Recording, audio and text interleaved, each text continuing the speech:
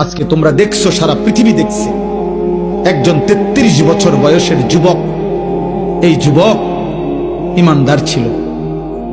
আমার প্রিয় ভাই, আমার কলিজার টুকরা ভাই, শহীদ শরীফ উসমান হাদি রাহমাতুল্লাহ আলাই, এই নওজোয়ান ইমানদার নওজোয়ান 5 ওয়াক্ত নামাজ সে পড়ত প্রতিদিন। খোদার কসম, ফজরের নামাজ সে জামাতে পড়ত, ফজরের জন্য বন্ধুদেরকে ডাকতো, ফজরের নামাজ পড়ে তার সংসদীয় এলাকা যেখান থেকে সে স্বতন্ত্র প্রার্থী হতে চেয়েছে সেখানে ওয়ার্কিং করত। যেদিন গুলিবিদ্ধ হয়েছে সেদিন তো সে জুমার নামাজ পড়ে আল্লাহকে সেজদা দিয়ে মসজিদ থেকে বাইর হয়েছে।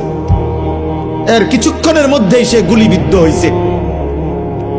সে হাফেজে কোরআন ছিল, তার বাবা আলেম ছিলেন, তার বড় ভাই আলেম, সে মাদ্রাসার ছাত্র ছিল, সে আল্লাহকে ভালোবাসতো, পাক্কা ইমানদার ছিল।